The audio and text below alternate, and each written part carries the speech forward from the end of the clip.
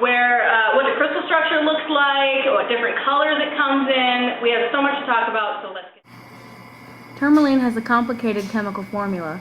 Though subject to change, the mineral generally has a boron group, a silicon group, and an OH group. The most change comes within the three metal groups.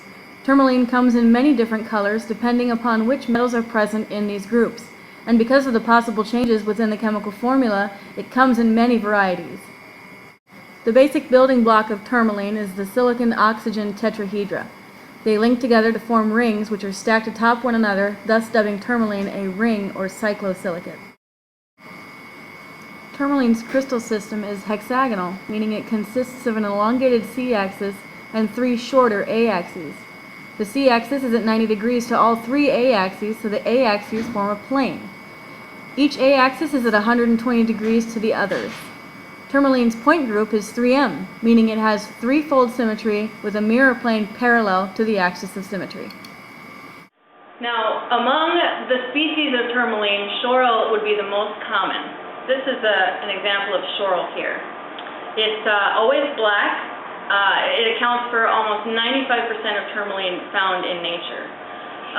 It occurs in lots of granite pegmatites, metamorphosed rocks, alluvial deposits. Schorl is a black, opaque species of tourmaline with a glassy luster. It has poor cleavage and fractures brittly perpendicular to the C-axis and conchoidally parallel to the C-axis. The conchoidal fracture gives the crystal a more rounded triangular face than a hexagonal face. It forms columnar crystals that are elongated along the C-axis with striated faces. This specimen is a great example because one of the faces actually shows A-axes at 120 degree angles to one another. When you're looking at this face, you are looking down the C-axis.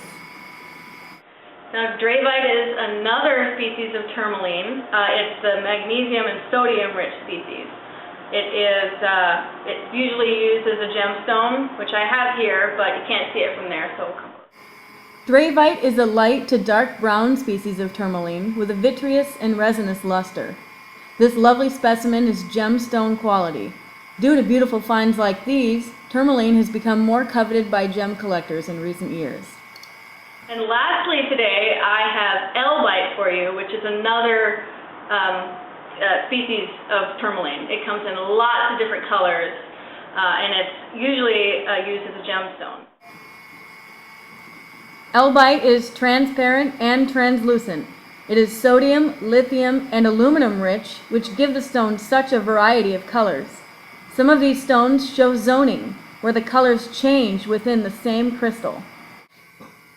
These three specimens display pleochroism, where light travels differently through different axes of the crystal. We see here that the color is different looking down the C-axis than in the rest of the crystal. This green elbite was mined in Afghanistan. It gets its color from titanium and iron interactions. This light blue elbite is colored by copper. It is highly coveted and comes from the Paraíba mines of Brazil. This less coveted elbite also comes from Paraíba. Manganese and copper give it its light pink hue.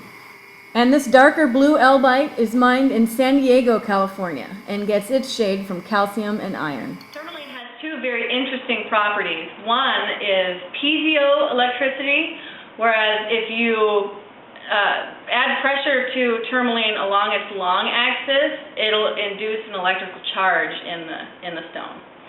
Also, it shows pyroelectricity, where it will induce an electrical charge by heating the stone. So we're going to do a short experiment here where we show you how its pyroelectricity works. This stone is unheated and is not doing much of anything to these small bits of paper.